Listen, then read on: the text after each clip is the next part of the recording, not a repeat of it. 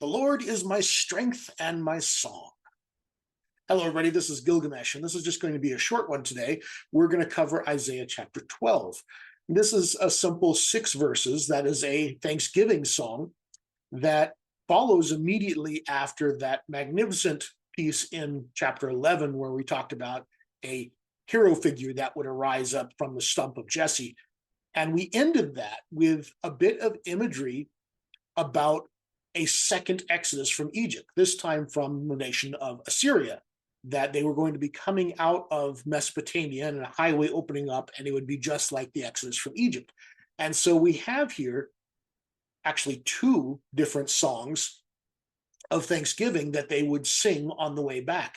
And appropriately, it references the Song of the Sea, which was the song that the children of Israel sang as they came through the sea. Let's have a look at it. It starts here in verse 1 saying, "You will say in that day."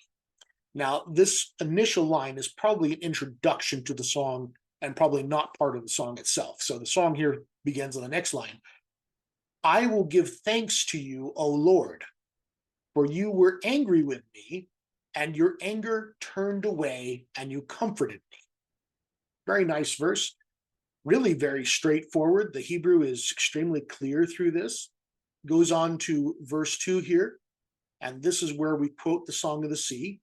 "Behold, God is my salvation." Now, this word salvation we're going to see repeated 3 times throughout this verse here. The word is Yeshua, means salvation. So, behold, God is my salvation. I will trust and I will not be afraid. For Yah, Lord, is my strength and my song, and he has become for me salvation. But he also has this line here, "For Yah, Lord, is my strength and my salvation." Now, interestingly enough, what we have here in the Hebrew is we have the short form Yah, and then we have the full tetragrammaton Yod, He, Vav, He, or YHVH that appears here. And in Exodus 15:2, where you'll find this same line, they actually only have the short form Yah. And so why here do we have both? That's a bit of a mystery. Nobody knows. Some have suggested maybe it is to make it clear that Yah is the same name as the tetragrammaton. That seems unlikely. Yah is used quite a lot, especially in Psalms, and it seems to be clearly understood to be his name. Others say that maybe it's a scribal error. Maybe they accidentally wrote it twice and wrote it out longer the second time. I don't think that's very likely. I don't know why it's here twice. Maybe it's to emphasize both names of the Lord, but it is a difference between the original and should be noted. Then we have here that the Lord is my strength and my song. This word for song is zimra, and it has a homonym that means power. And so this could be read as the Lord is my strength and my power. However, in Thanksgiving songs, this almost always refers to singing, but power would match with strength very nicely.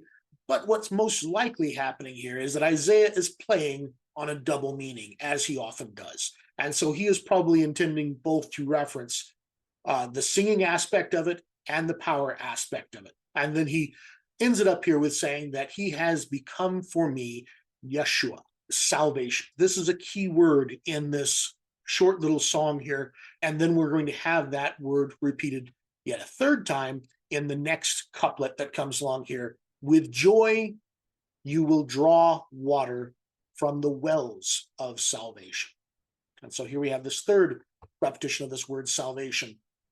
This is a unique phrase to this text, this idea of wells of salvation. We don't see that anywhere else, but it's a lovely metaphor. And the idea of water being a great source of life in the desert regions here, very nicely done. And we have, of course, the imagery of water throughout here as we're talking about a second exodus, and parting the sea is a whole part of that. But it does remind us of the several miracles of the Exodus where they did not have water, and Moses was able to get them water, either making it come from a rock or healing the bitter waters, or many of the things that they did over the 40 years there to maintain water. And so we do have a lot of that Exodus imagery happening throughout this. And so this is sort of a new song of the sea that Isaiah is putting forward here. Now, in verse 4, I think this starts a new song because we have the same phrase as what we had at the beginning. And you will say in that day. So this seems to be an introductory phrase to a song. What follows is probably a second separate song from the first one. Now, one of the differences here is that the word you in this second verse 4 here is actually plural. So when we started off the chapter and it said, and you will say in that day, it was addressing a specific singular individual. And now it is addressing multiple individuals. And you all will say in that day. And what do we sing? We sing, give thanks to the Lord, call upon his name, make known his deeds among the peoples, proclaim that his name is exalted. Now, the first song started with, I will give thanks. Now, this second song starts with an imperative to give thanks. So the same verb in both of them, and that is part of what makes this a Thanksgiving song, is it particularly directs somebody to give thanks. Now, Thanksgiving songs often were a response to having survived something, whether that is a grave illness or captivity or something like that. And it's usually from an individual.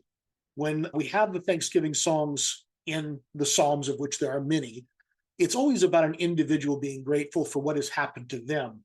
But this one is a little bit different because it seems to be collective, and we are giving thanks on a collective or national level rather than an individual level. And so it makes it a bit unique here. There's also a little bit of a play on words that's going on here with the two verbs that are in this here, with the imperative verb give thanks and the imperative verb make known. In Hebrew, there it's easier to see this parallel isn't apparent in the English translation, but in Hebrew, the first verb, which is give thanks, is hodu. And the second verb here that is make known is hodiu. And so they're very similar, both in spelling and in pronunciation. And that doesn't come across in English, but they're making a connection there, a little bit of a play on words between these two similar words in Hebrew. And we have this nice little A-B pattern here, where these two similar verbs form our A lines, and then our B lines both talk about the Lord's name. And so we have this A-B pattern in the poetry here. Then we have sing praises to the Lord. This word for sing is the same one that we had before, same root word as we had before, where we talked about that the Lord is my strength and my song. Sing praises to the Lord, for he has done gloriously. Be it known in all the earth. So this idea of be it known in all the earth, this is a very Isaiah idea. The idea of taking a message to all the earth is a prominent one throughout the book of Isaiah. And we see the work of the Lord expanding to all peoples. It was hinted at by previous writers, but from Isaiah onward, it becomes a bit of a prominent theme. And it's particularly significant here because this is sort of the end of a major literary unit in Isaiah. We're kind of coming to an end with a unit that includes all the way back to chapter 6, where Isaiah has his vision, and then he goes through the various wonderful children. And we kind of come to a climax here in chapter 11, where he talks about this hero figure, this person from the line of David who will come forward, and that there will be a second Exodus. And now we have this final conclusion here, and we're going to go into a series of chapters that are quite different, where he will pronounce a series of oracles about other nations that are on the earth in his time. And so this is sort of the end of a literary unit here with this song of praise. And he's talking about that the Lord's knowledge will go into all the earth.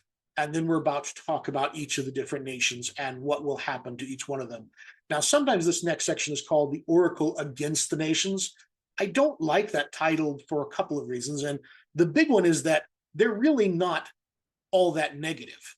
Yes, there are negative things that talk about judgments coming on the nations, but it's really a mistake to think that they are simply condemnation of these nations. In fact, many of the nations mentioned have quite a remarkable future. We'll take those in turn as they come. We are about to discuss each of the nations that are in the surrounding world of Isaiah, what Isaiah has to offer for them.